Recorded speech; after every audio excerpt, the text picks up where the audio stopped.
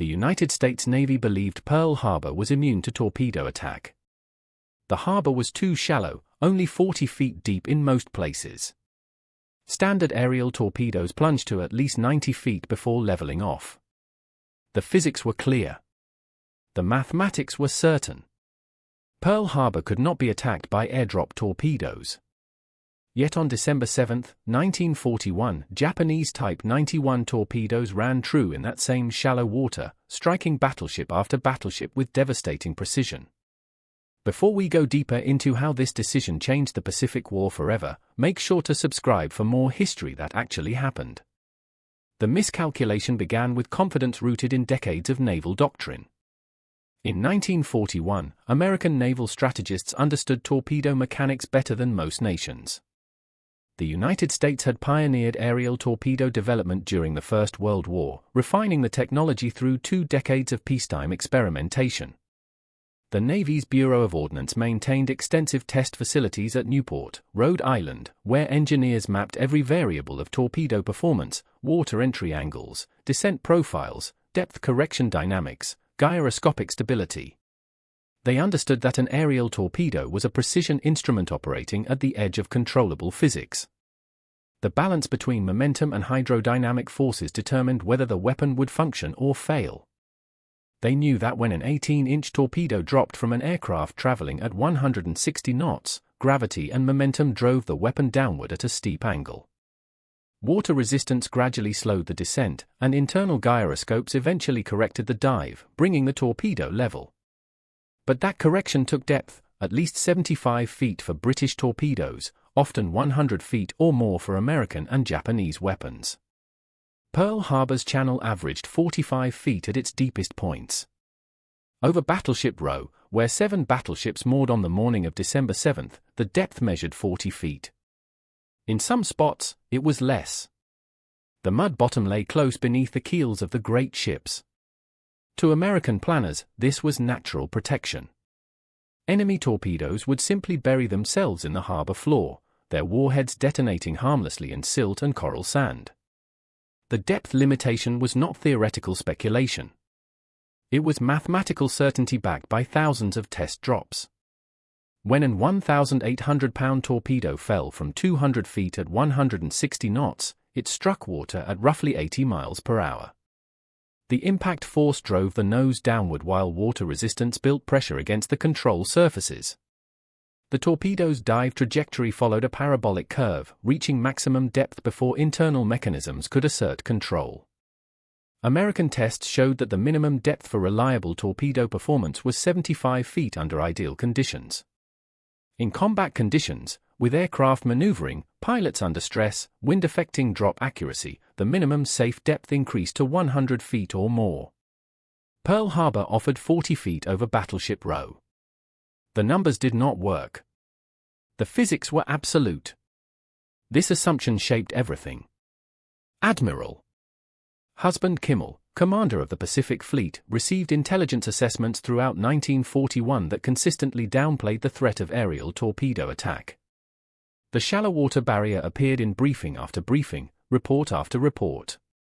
Pearl Harbor was vulnerable to sabotage, vulnerable to submarine infiltration, vulnerable to conventional bombing. But torpedo planes? The physics said no. Accordingly, anti-torpedo nets, heavy steel mesh barriers that could be suspended around capital ships, were not deployed. They would have been cumbersome to install and remove, restricting the fleet's freedom of movement. They seemed unnecessary. The harbor itself was the net. The depth was the shield. The strategic implications were profound. Pearl Harbor's geography made it a nearly perfect defensive anchorage. The entrance channel was narrow, easily defended, and could be mined in wartime. The harbor itself offered protection from submarines, from surface raiders, from everything except aerial attack. An aerial attack meant bombs, not torpedoes. Bombs could certainly damage ships, could kill sailors, could destroy superstructures and gun turrets. But bombs fell vertically, striking decks and upper works. They rarely penetrated to the waterline where catastrophic damage occurred. Torpedoes struck below the waterline, where hulls were vulnerable, where flooding could not be contained, where a single hit could doom a capital ship. But torpedoes required depth. Pearl Harbor lacked depth. Therefore Pearl Harbor was safe from the most devastating form of aerial attack. The logic was ironclad. Until Taranto. The British attack on Taranto in November 1940 should have shattered this assumption. On the night of November 11, 21 Fairey Swordfish biplanes from the carrier HMS Illustria struck the Italian naval base at Taranto. The harbor there was shallow, parts measured 40 feet, matching Pearl Harbor almost exactly. Yet British torpedoes found their marks. The battleship Conte di Cava took one torpedo and sank in shallow water. The Caio Duilio absorbed one hit and settled on the bottom. The brand new Littorio took 3 torpedoes and nearly capsized. In one night, half of Italy's battle fleet was crippled in what should have been impossible conditions. The British had modified their torpedoes with drum-shaped nose caps that softened water entry, and they had trained their pilots to drop at minimum altitude, barely 20 feet above the waves, at carefully controlled speeds. The modifications worked. Shallow water was no longer absolute protection. Reports of the Taranto raid reached Washington within weeks. Naval intelligence analyzed the operation. Some officers noted the similarities between Taranto's harbor and Pearl Harbor. Captain Harold M. Bemis of the Navy's War Plans Division prepared a memorandum suggesting that Taranto demonstrated the vulnerability of ships in shallow anchorages to aerial torpedo attack. The memo reached Admiral Harold Stark, Chief of Naval Operations, in December 1940. Stark forwarded it to Admiral Kimmel at Pearl Harbor with a brief note acknowledging the British success. But the analysis stopped there. No emergency orders went out. No crash program began to install anti-torpedo nets. No urgent reshaping of defensive doctrine followed. The prevailing belief held firm: what worked at Taranto might not apply to Pearl Harbor. The British had used special modifications, and their pilots were exceptionally skilled. American planners assumed, fatally, that Japan lacked both the technology and the expertise to replicate the feat. The complacency reflected a broader American misapprehension of Japanese capabilities. In 1941, racial prejudice colored American assessments of Japanese military effectiveness. Intelligence reports frequently described Japanese pilots as inferior to their Western counterparts, hampered by poor eyesight and lack of initiative. Japanese aircraft were dismissed as copies of Western designs. Japanese engineering was characterized as derivative and crude. These stereotypes persisted despite mounting evidence to the contrary. The A6M0 fighter, which entered service in 1940, was faster, more maneuverable, and had longer range than any American carrier fighter. The Type 93 Long Lance torpedo was the most advanced ship-launched torpedo in the world. Japanese naval aviation had accumulated extensive combat experience in China, where pilots had refined tactics and proven their skill against Chinese and Soviet aircraft. But American planners clung to comfortable assumptions. They assumed Japanese torpedoes were inferior. They assumed Japanese pilots lacked the precision for shallow water attacks. They were wrong on both counts. 6,000 miles across the Pacific, Japanese naval planners were studying Taranto with obsessive intensity. They had observers in Europe. They had intelligence reports. They knew the depth of Taranto's harbor, the modifications to British torpedoes, the altitude and speed of the attacking Swordfish. And they knew that what the British had done to the Italians, they could do to the Americans. But only if they solved the technical problems first. Only if they could make their torpedoes work in 40 feet of water. The Japanese path to Pearl Harbor began not in 1941 but in 1937, when the Second Sino-Japanese War erupted and Japan committed itself to a war of conquest in China. The conflict consumed resources, stretched supply lines, and brought Japan into confrontation with Western powers who supported China. The United States embargoed strategic materials, first aircraft and aviation fuel, then scrap metal, then oil. By 1941, Japan faced a strategic crisis. The war in China was stalemated. The embargo was strangling Japanese industry. Oil reserves were dropping. Japan had two options: withdraw from China and abandon its imperial ambitions, or seize the oil-rich territories of Southeast Asia and risk war with the United States, Britain, and the Netherlands. The military leadership chose expansion. But expansion required eliminating the threat from the American Pacific Fleet. That requirement led to Yamamoto. Admiral Isoroku Yamamoto conceived the Pearl Harbor attack plan in January 1941. Yamamoto was 56 years old, a former naval attaché to Washington, a man who understood American industrial capacity and American resilience better than most of his colleagues. He had opposed war with the United States for years, arguing that Japan could not win a prolonged conflict. But by early 1941, Yamamoto recognized that the drift toward war was becoming irreversible. If war came, Japan's only hope was a devastating opening blow, one so catastrophic that the United States would be knocked out of the Pacific for at least 6 months, giving Japan time to consolidate an impregnable defensive perimeter. The Pacific Fleet at Pearl Harbor was the target. Sinking those battleships was the objective. Yamamoto's reputation gave him authority that few other officers possessed. He was a graduate of the Imperial Japanese Naval Academy and Harvard University. He had served as a naval attaché in Washington during the 1920s, traveling extensively across America, observing its industries, understanding its potential. He returned to Japan convinced that war with the United States would be catastrophic for Japan. He opposed the tripartite pact with Germany and Italy. He argued against the war party in private meetings. But once the decision for war became unavoidable, Yamamoto committed himself fully to victory. His strategy was rooted in realism. Japan could not win a long war.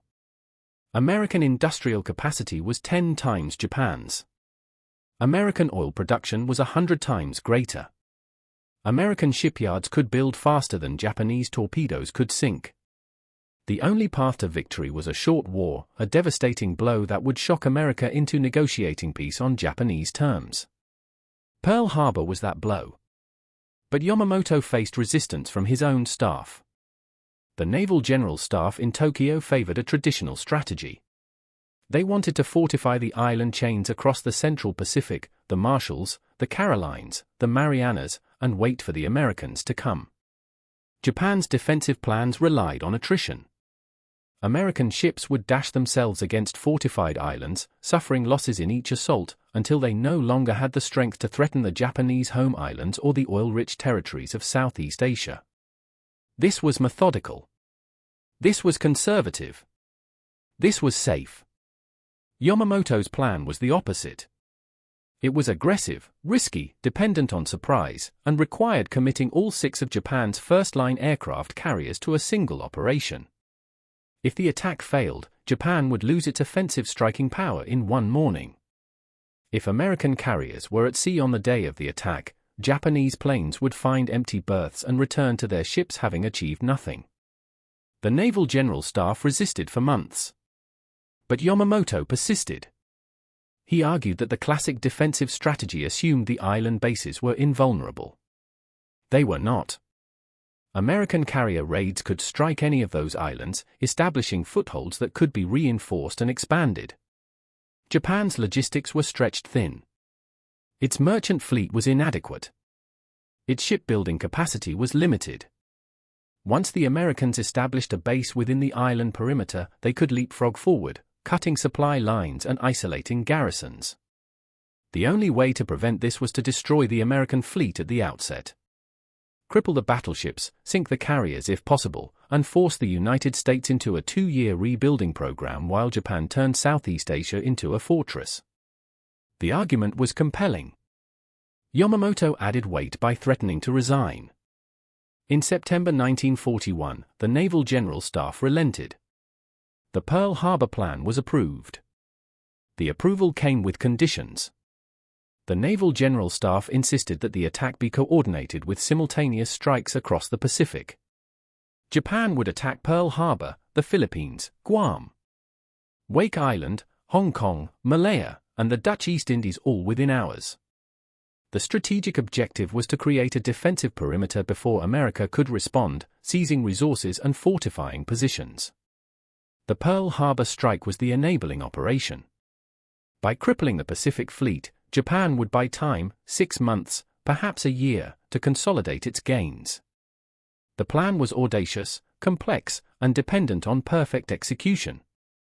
It allocated resources to the limit. 6 carriers to Pearl Harbor meant fewer carriers for Southeast Asia. Concentrating the strike force meant dispersing the escorts. Committing the best pilots to the first wave meant leaving less experienced crews for the second. Every decision involved risk. Yamamoto accepted the risks. He had argued for this strategy. Now it had to be executed. Commander Minoru Genda received the assignment to draft the operational plan.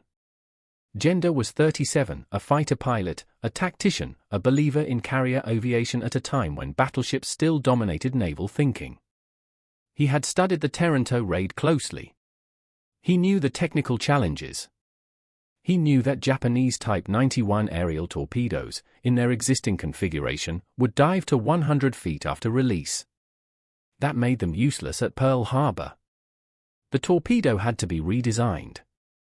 The attack had to be practiced. The pilots had to be trained to perfection. And all of it had to be done in secret. The technical challenge extended beyond the torpedo itself. The Nakajima B-5N Kate bomber that would deliver the weapon also required modifications. The B-5N was a 3-seat aircraft, pilot, navigator bombardier, and radio operator gunner. It had a maximum speed of 235 miles per hour and a service ceiling of 27,100 feet. It was designed to carry either an 1,800-pound torpedo or 1,760 pounds of bombs. For the Pearl Harbor attack, torpedo-configured aircraft would carry the modified Type 91 and nothing else. The bomb bay doors were modified to ensure clean release. The hydraulic systems were tested repeatedly. The aircrew trained as a unit, with the navigator calling out altitude and airspeed while the pilot focused on target approach. The timing had to be perfect. Too early a drop meant the torpedo would run out of range before reaching the target. Too late meant the aircraft would fly into its own torpedo's explosion as the weapon detonated against the ship. The margin was seconds. The B-5N crews trained until the procedure became instinctive, until they could execute the attack profile in darkness or under fire without hesitation. The Type 91 torpedo was already a formidable weapon. It measured 17.7 inches in diameter and 18 feet in length. It weighed 1,840 pounds fully loaded, with a 450-pound warhead of Type 97 explosive, powerful enough to crack a battleship's hull below the waterline. It ran at 42 knots with an effective range of 2,000 meters, guided by a gyroscope that kept it on course. The problem was hydrodynamics. When the Nakajima B-5N Kate torpedo bomber released the Type 91 from an altitude of 200 feet at 160 knots, the weapon hit the water nose first at a steep angle. Momentum drove it downward. The horizontal tail fins provided some lift, and the gyroscope worked to level the torpedo, but the correction took time and depth. In 100 feet of water, the process worked fine. In 40 feet, the torpedo would slam into the bottom before leveling off. Japanese engineers at the Yokosuka Naval Air Technical Arsenal began work on modifications in the spring of 1941. They needed to reduce the torpedo's dive depth without sacrificing speed, range, or accuracy. The solution was elegant. They added large wooden stabilizers to the horizontal and vertical tail fins. These stabilizers acted like air brakes during flight, slowing the torpedo's descent through the air and stabilizing its trajectory. They also fitted wooden anti-roll fins on both sides of the torpedo body, several feet forward of the tail assembly. These prevented the torpedo from tumbling during the plunge. The wooden components were designed to break away upon water entry, shearing off cleanly and floating to the surface while the torpedo continued toward its target. The torpedo's depth control mechanism was set to run at 13 to 20 feet, shallow enough to pass beneath a battleship's armor belt but deep enough to avoid surface turbulence. The drop altitude was increased to 66 feet, and the drop speed reduced to 160 knots. At those parameters, the modified Type 91 Modification 2 would enter the water at approximately 17 to 20 degrees, dive to about 35 feet, then level off and run true. Testing began at Kagoshima Bay on the southern coast of Kyushu in late summer 1941. Kagoshima Bay was ideal for this purpose. It was landlocked, narrow, and in most places only 40 feet deep, almost a perfect replica of Pearl Harbor. The surrounding mountains concealed the tests from casual observation. The Navy cordoned off the area and designated it a restricted training zone. For 2 months, B-5N Kate bombers practiced torpedo drops over Kagoshima's shallow waters, refining technique, adjusting variables, observing results. Pilots discovered that release altitude was critical. Too high, and the torpedo hit the water at too steep an angle, diving into the bottom despite the stabilizers. Too low, and the torpedo skipped on the surface like a stone, tumbling and disintegrating. The ideal drop occurred at 60 to 70 feet altitude, at an airspeed between 150 and 160 knots, on a steady approach with no evasive maneuvering in the final 5 seconds. Under those conditions, the modified torpedo performed as designed. It plunged, leveled, and ran straight. But even with the modifications, the margin for error was razor-thin. Pilots had to judge their altitude visually because aircraft altimeters became unreliable within 100 feet of the water. They had to maintain precise airspeed without instruments sensitive enough to register small fluctuations. They had to identify their target, calculate the range, account for the torpedo's running time, and release the weapon at exactly the right moment, all while flying at near stall speed over a harbor that would be erupting with anti-aircraft fire. The torpedo pilots faced the most demanding task of the entire attack. Dive bombers could adjust their angle during the descent. High-level bombers could aim and release with relative leisure from 10,000 feet. But torpedo pilots had one chance, one run, and one release point. Miss by 2 seconds, and the torpedo would run short or overshoot. Misjudge altitude by 10 feet, and the weapon would bury itself in mud or shatter on the surface. The wooden components were fabricated from Japanese cypress, selected for its strength and consistent grain. Each stabilizer measured roughly 3 feet across, significantly increasing the torpedo's drag during flight and its stability during water entry. The attachment points were reinforced to withstand the stress of the drop but designed to fail upon immersion. The Japanese engineers tested dozens of configurations before settling on the final design. Too much wood and the torpedo's flight became unstable. Too little and the dive angle remained too steep. The depth-setting mechanism was recalibrated to compensate for the changed hydrodynamics. The anti-roll fins prevented the torpedo from tumbling during the plunge, a problem that had plagued early shallow water designs. The complete modification added about 50 pounds to the torpedo's weight, but the performance gain was worth the cost. In tests at Kagoshima Bay, modified torpedoes achieved a 90% success rate under ideal conditions. Combat conditions would be far from ideal, but the weapon was ready. The pilots selected for torpedo duty were the elite of naval aviation. Most had combat experience in China. All had logged hundreds of hours in the B-5N. But shallow water torpedo attack was a new discipline. The standard torpedo approach called for a drop from 150 feet at 180 knots.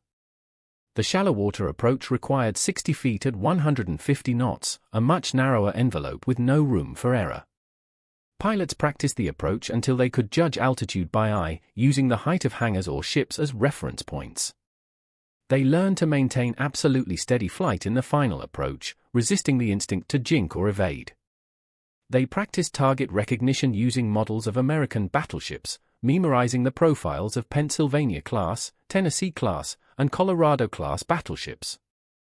They learned to calculate lead time, accounting for the torpedo's run speed and the ship's potential movement. And they practiced in Kagoshima Bay, where the water depth and surrounding terrain replicated Pearl Harbor as closely as any training ground could.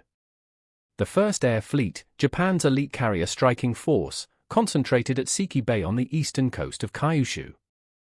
The 6 carriers that would execute the attack, Akagi, Kaga, Soryu, Hiryu, Shokaku, and Zuikaku, gathered their air groups and began full-scale rehearsals.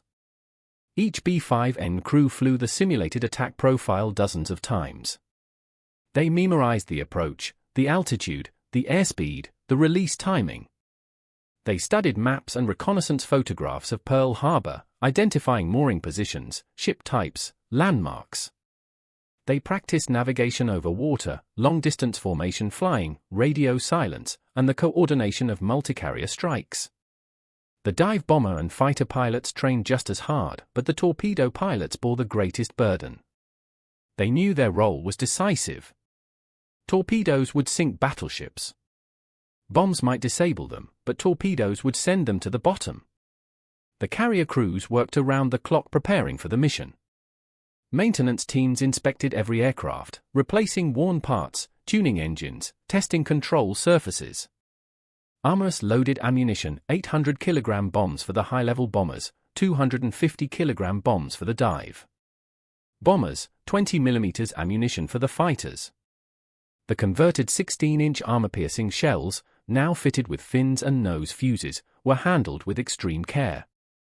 Each weighed 1,760 pounds and had enough penetrating power to punch through a battleship's armored deck.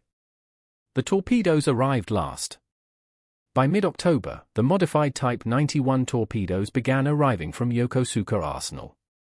Production was slow.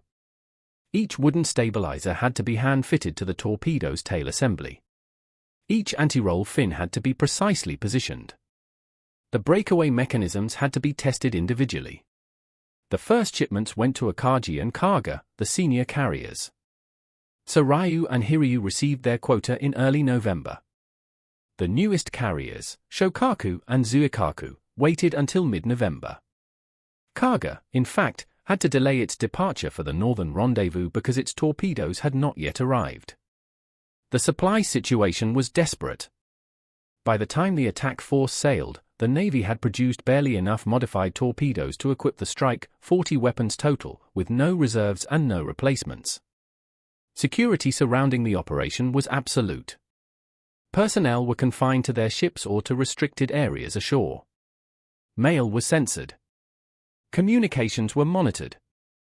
Anyone who spoke carelessly about the target or the timing faced immediate reassignment, or worse. The pilots knew they were training for a major operation, but many did not learn the target was Pearl Harbor until the task force was at sea. Even within the Navy, knowledge of the plan was restricted to the highest levels. The Naval General Staff knew. Yamamoto knew. The carrier division commanders knew. But most officers and all enlisted personnel remained ignorant until the last possible moment. The Japanese understood that operational security was as critical as tactical surprise. One intercepted radio transmission, one decoded message, one careless word to a foreign agent, and the entire operation could collapse. On November 5, 1941, Admiral Yamamoto issued Combined Fleet Top Secret Operation Order No. 1. The order filled 151 pages. It detailed the operational strategy for every element of Japan's opening offensive, the simultaneous attacks on Pearl Harbor, the Philippines, Guam, Malaya, and the Dutch East Indies. It specified command structures, communications protocols, supply arrangements, and contingency plans. It set the tentative date for hostilities, December 8, Japanese time, which was December 7 in Hawaii. 700 copies were printed and distributed to authorized officers. The order contained a provision that Yamamoto insisted upon personally: the Pearl Harbor Task Force could be recalled at any time up to the moment of attack. If negotiations with the United States succeeded, if the Americans discovered the approaching fleet, if anything went wrong, the strike could be aborted. The decision to proceed or withdraw would rest with Vice Admiral Chuichi Nagumo, commander of the task force. The task force composition reflected Japan's commitment to the operation. The 6 carriers represented 2/3 of Japan's frontline carrier strength. The remaining carriers, Ryujo, Hosho, and Zuiho, were smaller, slower, less capable, assigned to secondary operations in Southeast Asia. The battleships Hiei and Kirishima were Kongo-class fast battleships, capable of 30 knots, intended to provide anti-aircraft defense and surface firepower if the task force encountered American cruisers. The heavy cruisers Tone and Chikuma carried reconnaissance floatplanes that would scout Pearl Harbor before the attack, confirming the presence of the American fleet. The destroyers provided anti-submarine screening. The submarines would establish a cordon around Hawaii, intercepting any ships trying to escape. And the tankers would ensure the task force had enough fuel for the 5,500-mile round trip. Every element had a purpose. Every ship was necessary. Yamamoto had calculated the force structure down to the last destroyer. He could not afford to lose even one major unit before the attack. Nagumo was 54, a torpedo specialist, a cautious and methodical officer with little faith in carrier aviation. He had opposed the Pearl Harbor plan. He thought it was too risky.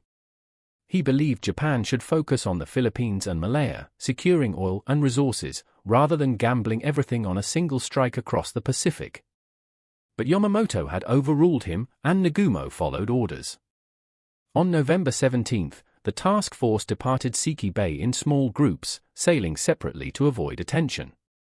Their destination was Hitokapu Bay on Itarofu Island in the Kuriles, a desolate anchorage far north of normal shipping routes.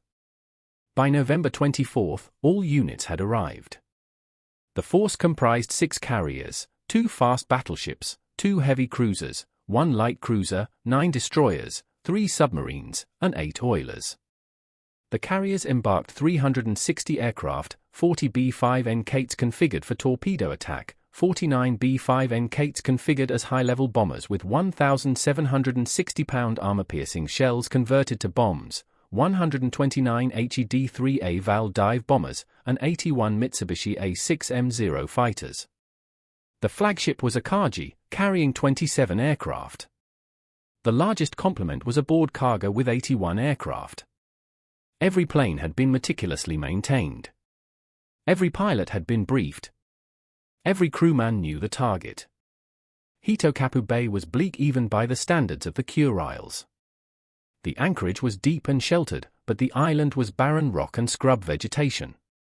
The weather was cold, with temperatures near freezing and frequent snow squalls. The crews came ashore only for brief periods, hiking the volcanic slopes or fishing in the frigid shallows. Security remained tight.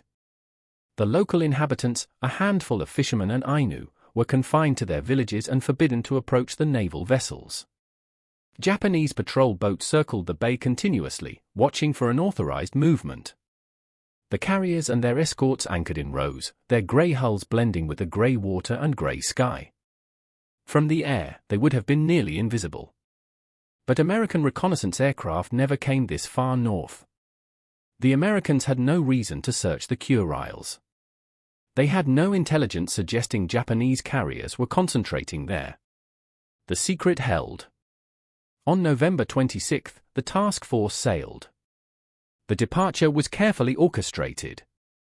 Ships left in stages, at irregular intervals, to avoid creating a recognizable pattern that might be detected by American intelligence.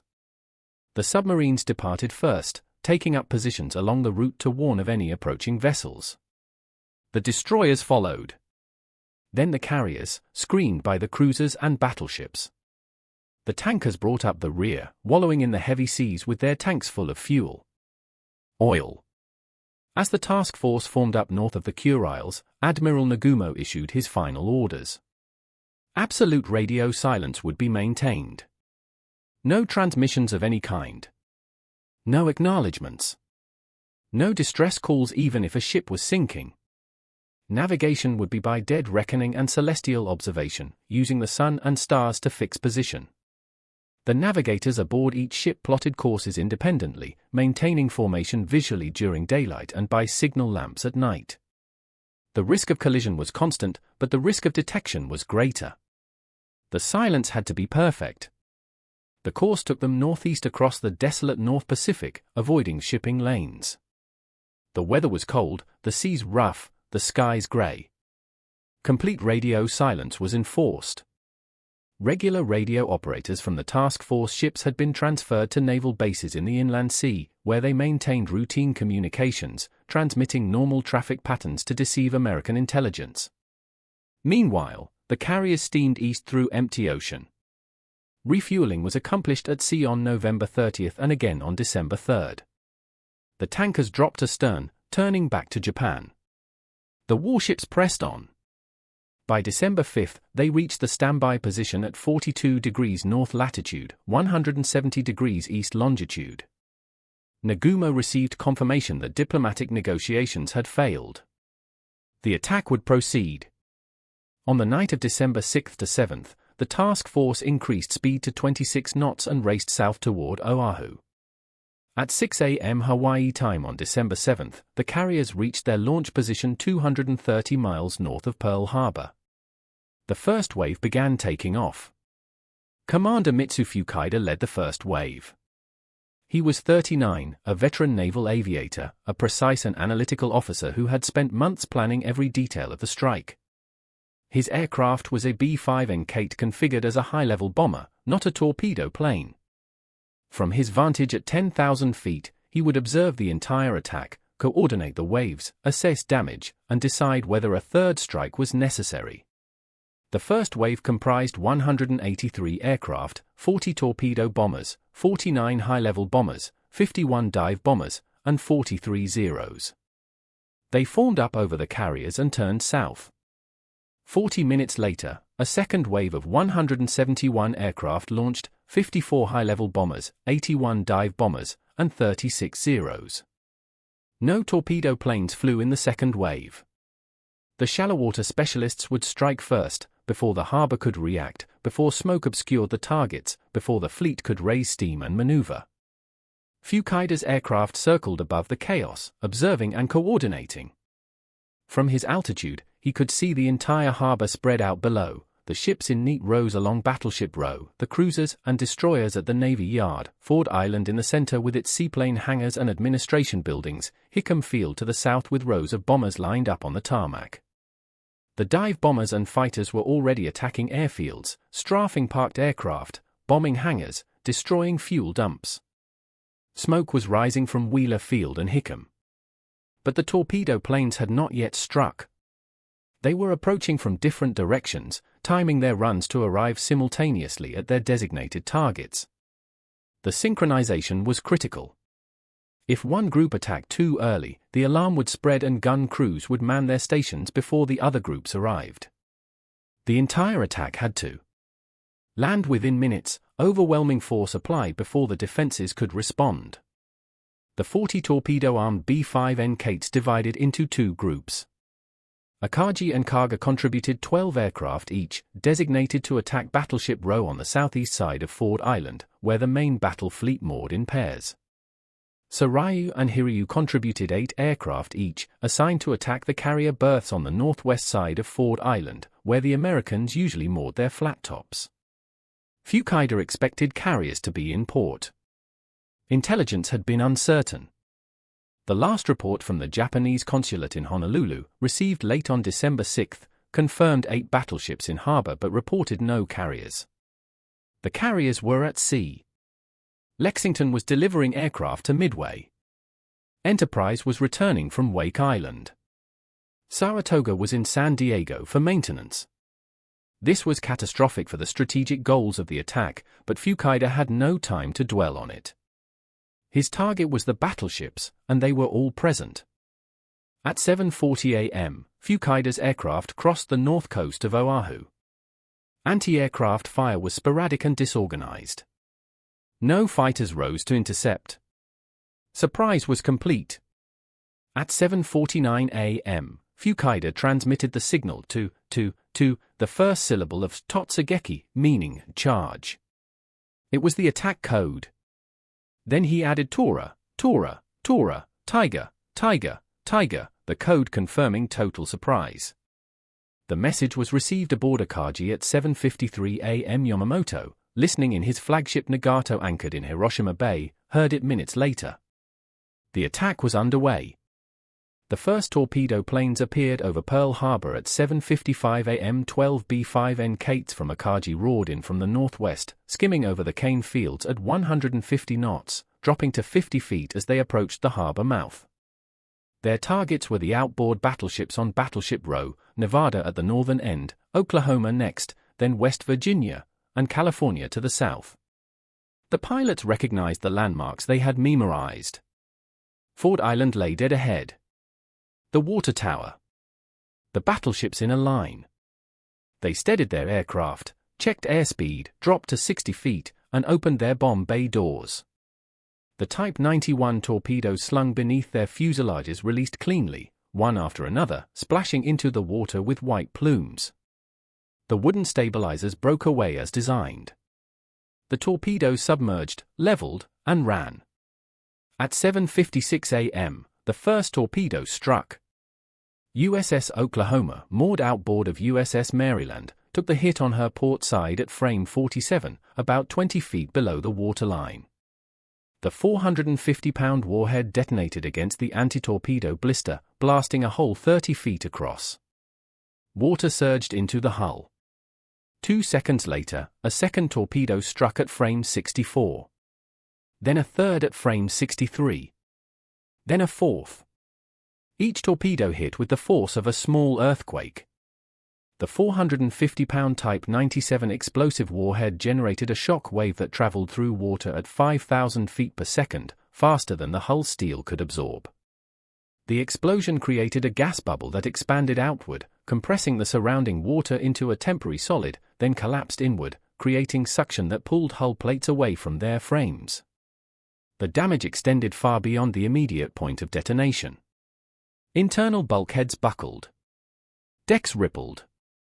Machinery mount sheared off. Pipes ruptured. Electrical cables snapped.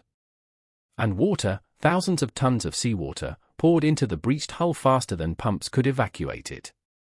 Oklahoma's damage control parties tried to seal the breaches, tried to shore up collapsing bulkheads, tried to maintain stability. But they were overwhelmed. The ship listed 5 degrees, then 10, then 15. Watertight doors that should have contained the flooding had been opened for maintenance that Sunday morning. Water spread from compartment to compartment, flooding spaces that should have remained dry. The list accelerated. Within 3 minutes, Oklahoma absorbed 9 torpedo hits along a 200-foot section of her port side. Men trapped below decks felt the ship rolling beneath them.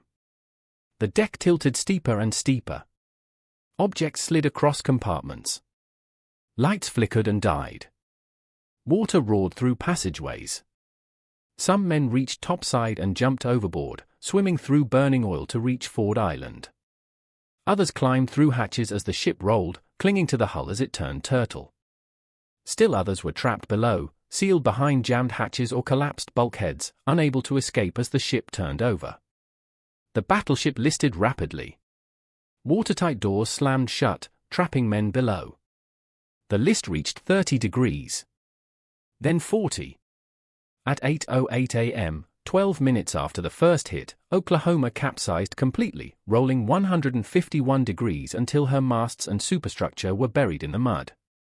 Over 400 men were entombed inside her overturned hull. The salvage crews who entered Oklahoma weeks later found bodies still at their stations. Men had died trying to dog hatches shut, trying to activate pumps, trying to maintain power, trying to fight the ship until the last moment. Some compartments held air pockets where men had survived for hours before oxygen ran out or water finally rose to the overhead. The salvagers found notes scratched on bulkheads, final messages to families, records of what happened in those last minutes. One compartment held a calendar where trapped sailors marked off the days as they waited for rescue that never came. The psychological horror was as devastating as the physical destruction. These were not men who died instantly in combat. They died slowly, in darkness, listening to the hull groan and buckle, knowing help was trying to reach them, hoping until the last moment, and finally drowning when hope ran out. West Virginia, moored outboard of Tennessee, took her first torpedo hit at 7:57 a.m. The torpedo struck frame 46, just above the lower edge of the 13.5-inch armor belt. The explosion drove the armor inward 8 inches and left a circular impact crater. A second torpedo hit frame 70. A third hit frame 79. A fourth struck frame 92. Within 6 minutes, West Virginia absorbed 9 torpedoes, 7 hits on the armor belt, 1 on the rudder, and 1 that penetrated through damaged plating above the belt and exploded inside the ship. The battleship settled on an even keel, prevented from capsizing by immediate counterflooding. The counterflooding saved West Virginia from Oklahoma's fate.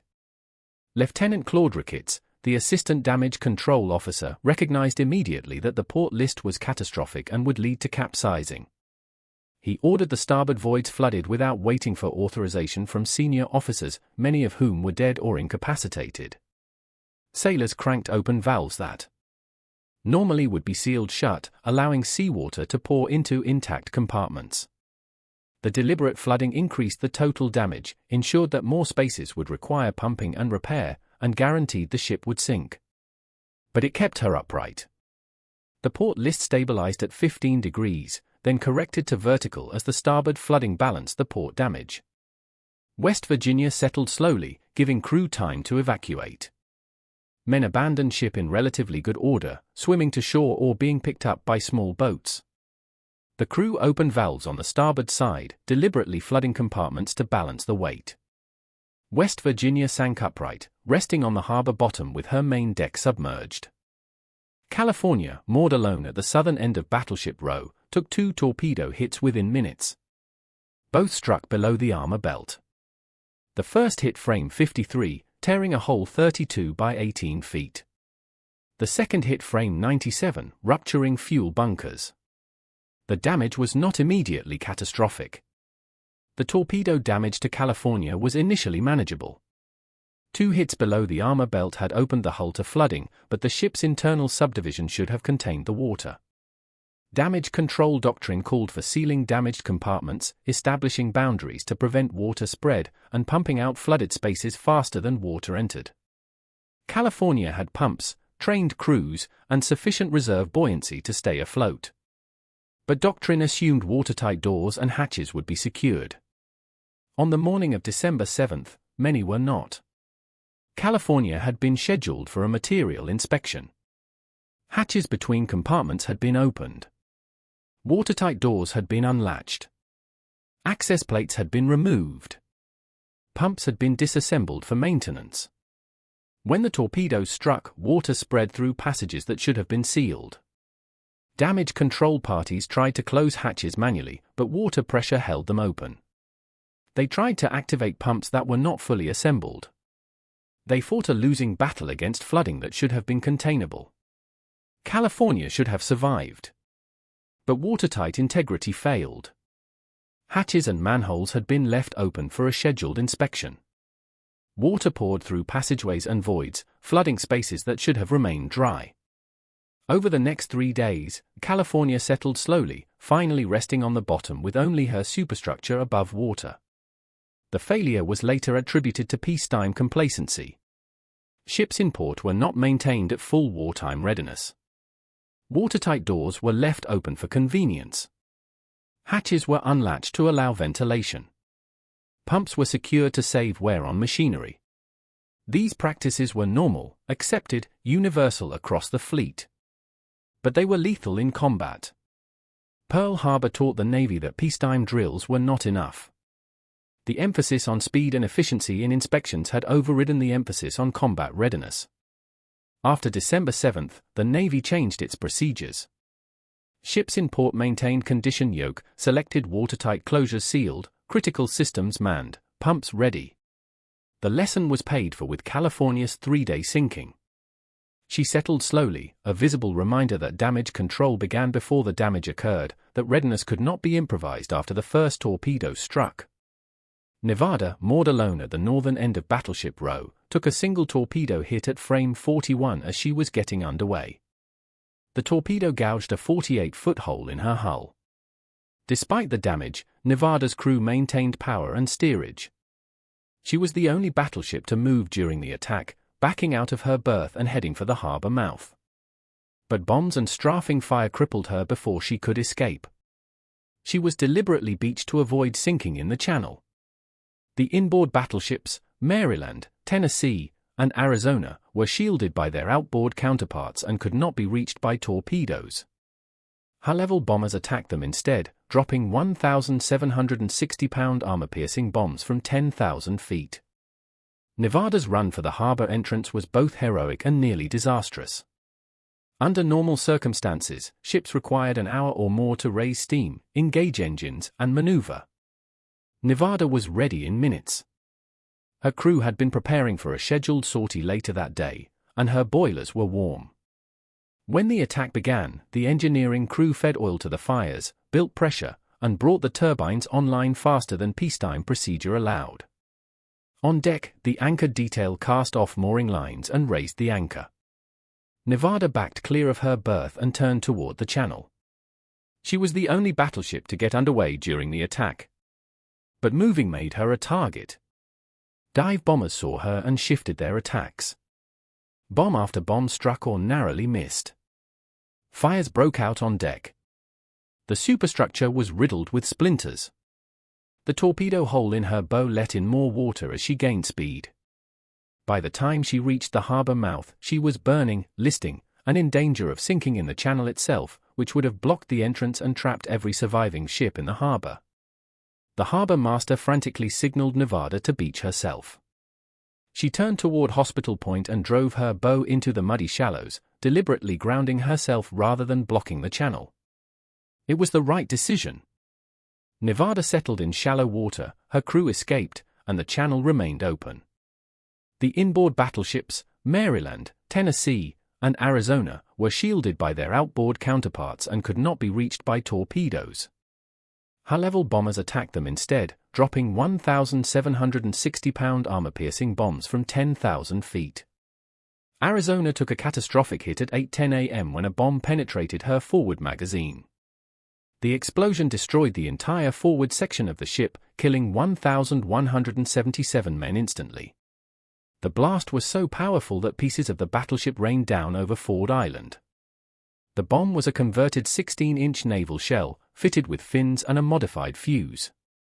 It weighed 1,760 pounds, of which 400 pounds was explosive. Dropped from 10,000 feet, it accelerated to terminal velocity, over 600 miles per hour, and struck Arizona's deck with enough kinetic energy to punch through the armored second deck as if it were cardboard.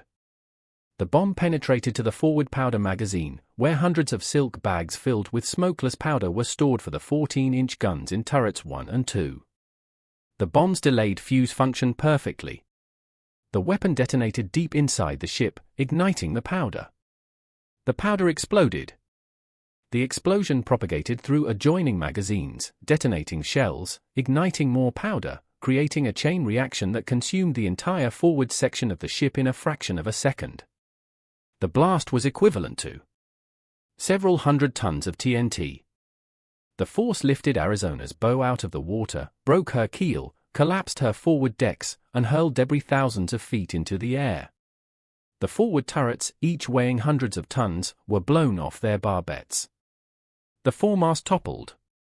The bridge structure disintegrated. Men on adjacent ships saw a fireball rise hundreds of feet, felt the concussion hit like a physical blow, saw pieces of the battleship rain down across Ford Island and into the harbor. Arizona sank in 9 minutes. On the northwest side of Ford Island, the Sarayu and Hiryu torpedo groups found no carriers. The pilots had been briefed for this contingency. They diverted to secondary targets. 2 B-5N Kates attacked the old battleship Utah, converted to a target ship and moored at a berth normally used by carriers. The pilots may have believed she was a carrier, or they may have simply attacked the largest target available. Utah took 2 torpedo hits and capsized within minutes. The light cruiser Raleigh, moored nearby, took 1 torpedo hit above the turn of the bilge. The explosion smashed the hull upward and inward, flooding 2 boiler rooms. Raleigh stayed afloat through desperate damage control efforts, pumping out water and jettisoning topside weight to prevent capsizing. 5 Sarai aircraft attacked the light cruiser Helena, moored at the 1010 dock on the east side of the harbor. Only 1 torpedo hit. The weapon ran at 20-foot depth, passed beneath the mine layer Oglala moored outboard of Helena, and detonated against Helena's starboard side below the water line. The blast tore a 15-foot hole in Helena's hull and also damaged Oglala through concussion. Oglala capsized later that morning. Helena limped to dry dock for repairs. The death toll on Arizona exceeded the total killed on all other ships combined. Of her crew of 1,512, only 335 survived. Most died instantly in the magazine explosion. Others died in fires that consumed the midship section, in flooding compartments, or from wounds suffered in the blast. The ship burned for 3 days. Salvage teams could not approach the wreck until the fires died down. When they did, they found a ship beyond any hope of repair. The hull was broken. The machinery was destroyed. The superstructure had collapsed into the wreckage. Arizona was declared a total loss and left where she sank. She remains there today, a war grave and memorial, her hull still leaking oil that rises to the surface in iridescent slicks called the Tears of the Arizona.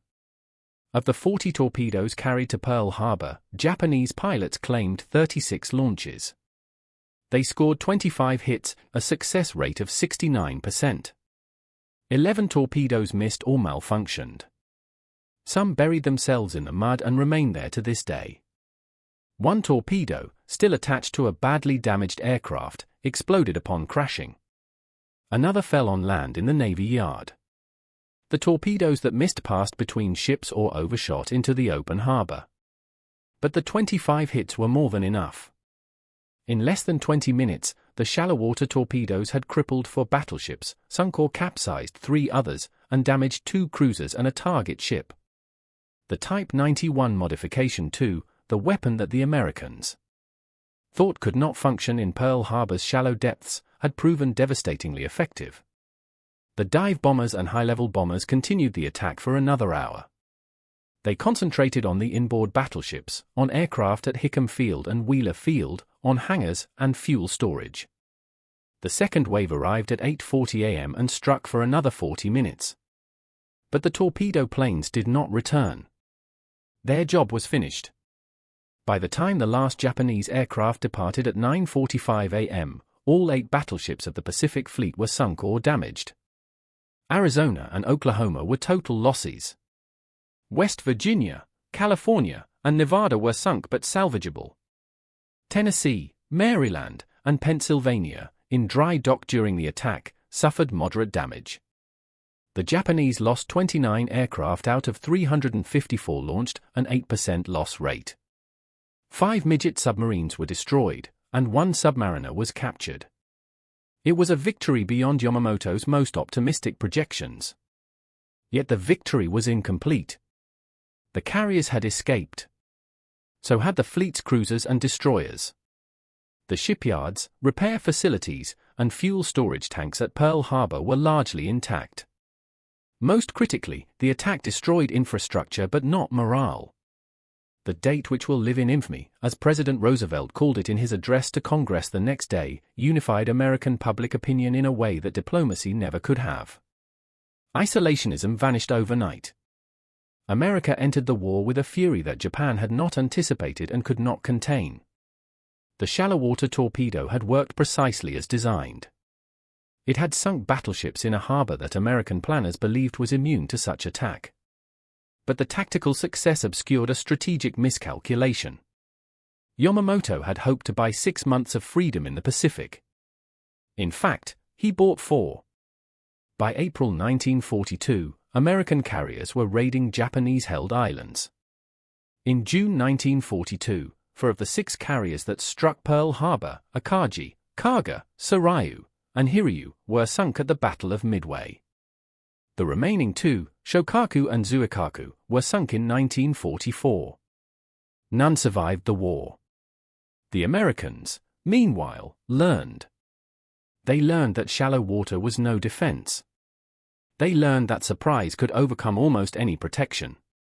They learned that the margin between victory and disaster was often a matter of engineering, wooden stabilizers on a torpedo, training in a secluded bay, pilots willing to fly at 60 feet in combat. Most of all, they learned not to underestimate their enemy. The assumption that Japan lacked the technical sophistication to modify torpedoes for shallow water had been catastrophically wrong.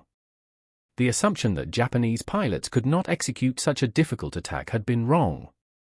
The assumptions that guided American defensive planning at Pearl Harbor were, one after another, shattered in 90 minutes. But the Americans also salvaged their fleet. West Virginia, California, and Nevada were raised, repaired, and returned to service. They fought at the Battle of Surigao Strait in October 1944, where They helped annihilate a Japanese battleship force in the last battleship engagement in history.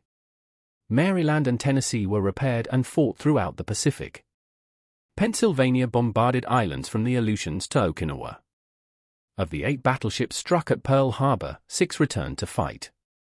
Only Arizona and Oklahoma were beyond recovery. The engineering triumph that made Pearl Harbor possible, the Type 91 Modification II torpedo, was never used again in quite the same way. After December 7, no American fleet sat at anchor in a shallow harbor. The tactical situation that made the weapon necessary disappeared. Japanese torpedo bombers continued to use standard torpedoes in open ocean battles, but the shallow water variant, the weapon that required months of development and testing, saw combat only once. It was a weapon designed for a single mission. It succeeded brilliantly. But its success ensured that the conditions for its use would never recur. The story of Pearl Harbor is often told as a story of intelligence failure, of missed warnings, of miscommunication between Washington and Hawaii. Those failures were real. But the attack succeeded primarily because of a technical achievement, the modification of an aerial torpedo to function in water too shallow for conventional weapons, and the training of pilots skilled enough to deploy it. The Americans believed the physics made torpedo attack impossible. The Japanese changed the physics. They added wooden fins, adjusted depth mechanisms, practiced for months in Kagoshima Bay, and proved that what seemed impossible was merely difficult. The salvage operation at Pearl Harbor began within days of the attack. Navy divers descended into the murky water, groping through darkness and debris, searching for survivors trapped in overturned hulls. 32 men were cut out of Oklahoma's hull in the days following the attack, pulled from air pockets where they had survived on trapped oxygen and hope. But many more remained entombed. The salvagers faced a monumental task. Oklahoma had capsized completely, settling 151 degrees from vertical with her masts buried in mud. West Virginia had sunk on an even keel with her decks awash. California had settled slowly over 3 days, flooding through open hatches and unsealed compartments. Nevada had been beached near the harbor entrance, her bow resting on mud, her stern in deep water. Arizona was a burning wreck, her forward magazine destroyed, her hull split open, over 1,000 men dead inside her. The salvage teams had to raise the salvageable ships, patch the holes, pump out the water, and make them seaworthy enough to be moved to dry dock. It took months. But they succeeded. Oklahoma was the hardest. Her capsized hull presented no easy attachment points for lifting equipment. Salvagers had to drive enormous steel beams through her hull, creating artificial anchor points. They installed 21 huge electric winches on Ford Island, connected to the hull by thick steel cables. Starting in March 1943, 16 months after the attack, the winches began pulling, rotating the hull. 1 degree at a time. The work was slow, dangerous, and exhausting. If a cable snapped, it could slice a man in half. If the hull shifted unexpectedly, divers working underneath could be crushed. But the salvage crews persisted. By June 1943, Oklahoma was upright. By December 1943, she was afloat. But she was beyond repair. The cost to restore her to service exceeded the cost of building a new ship. Oklahoma was patched, towed to the west coast, and eventually sold for scrap. She sank under tow in 1947, lost at sea a second time. West Virginia was luckier. Divers sealed the torpedo holes with massive steel patches, each custom fabricated to fit the irregular damage. Pumps removed thousands of tons of water. She was refloated in May 1942, 6 months after the attack, and moved into dry dock for detailed repairs. The damage was staggering. 9 torpedo hits had penetrated her armor belt, torn her blister compartments to shreds, destroyed pumps and machinery, and flooded half the ship. But her structure was intact. Her engines were salvageable. Her turrets could be repaired. West Virginia entered dry dock and did not emerge until July 1944. By then she had been completely rebuilt, new electronics, new fire control systems, new anti-aircraft batteries. She sailed to the Western Pacific and fought in the Battle of Surigao Strait in October 1944, the last battleship engagement in history. Her 16-inch guns helped sink the Japanese battleship Yamashiro. It was revenge 3 years delayed. California and Nevada followed similar paths, raised, repaired, modernized, and returned to service. California emerged from overhaul in January 1944 and fought at Saipan, Guam, Leyte Gulf, and Okinawa. Nevada, despite being beached and bombed for hours during the attack, was refloated in February 1942, repaired on the west coast, and returned to combat in May 1943. She bombarded German positions at Normandy in June 1944, then sailed to the Pacific for Iwo Jima and Okinawa. She survived the war and was used as a target ship for atomic bomb tests at Bikini Atoll in 1946, finally sinking after being hit by bombs, torpedoes, and naval gunfire. She was the most resilient of the Pearl Harbor battleships, struck by every weapon the Americans and Japanese could throw at her and refusing to die until ordered to. The torpedo attack on Pearl Harbor also drove American torpedo development in unexpected directions. American submariners, armed with the notorious Mark 14 torpedo, watched the shallow water attack with envy and frustration. The Mark 14 was a disaster. It ran too deep, its magnetic exploder detonated prematurely, its contact exploder frequently failed on impact, and its gyroscope steering was erratic. Submarines would stalk Japanese convoys for hours, fire spreads of torpedoes at perfect angles, hear the weapons hit, and watch the enemy ship sail away undamaged. Submarine skippers filed furious reports. The Bureau of Ordnance denied there was a problem. It took 2 years of combat before the defects were acknowledged and corrected. Meanwhile, the Japanese Type 91, despite being designed for a single specific mission, worked almost flawlessly. The Americans learned a bitter lesson: testing mattered, quality control mattered, and listening to the people. Using the weapons mattered. The strategic impact of the Pearl Harbor attack extended far beyond the immediate damage. Yamamoto had hoped to buy 6 months of freedom for Japan's southern offensive. He bought 4. By April 1942, American carriers were launching the Doolittle raid on Tokyo, proving that Japan itself was vulnerable. In May 1942, the Battle of the Coral Sea halted the Japanese advance toward Port Moresby, costing Japan the carrier Shoho and damaging Shokaku badly enough to sideline her for 2 months. In June 1942, the Battle of Midway destroyed 4 of the 6 carriers that struck Pearl Harbor. Akagi, Kaga, Soryu, and Hiryu all went to the bottom within a single day, victims of American dive bombers that caught them with armed and fueled aircraft on deck. The battle shifted the naval balance irreversibly. Japan never recovered the initiative.